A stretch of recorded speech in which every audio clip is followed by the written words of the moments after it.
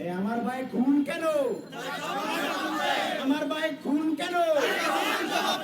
Interim জবাব দে। আমার ভাই খুন কেন?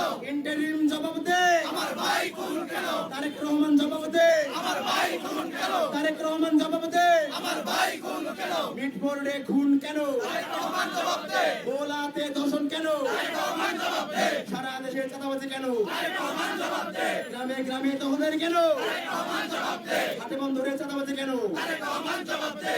আমার ভাইয়েরা, আপনারা জানেন 5 আগস্টের পর থেকে যখন আমরা চেষ্টা করেছি এই দেশকে গুছিয়ে আনার জন্য, আপনারা দেখেছেন তার প্রত্যেকটা পদে পদে পদার্থ ছিল দল। আজকে আপনারা দেখেছেন সারা দেশ যেন পরিণত হয়েছে চাঁদাবাজদের অভয়ারণ্যে।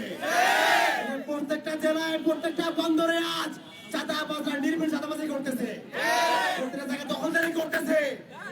খুন দর্শনে প্রসে গেছে আমাদের সোনার বাংলাদেশ। আপনারা জানেন গত পরশুদিন ঘটনা ঘটেছে মিটফোর্ডের ঘটনাটা, কিন্তু কোনো মিডিয়ায় আসে নাই।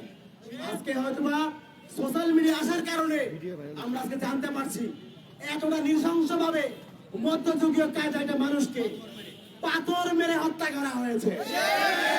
চাঁদা দেয়নি বলে বাংলাদেশ জাতীয়তাবাদী চাঁদাবাজ দলের সদস্যরা এই লোকটাকে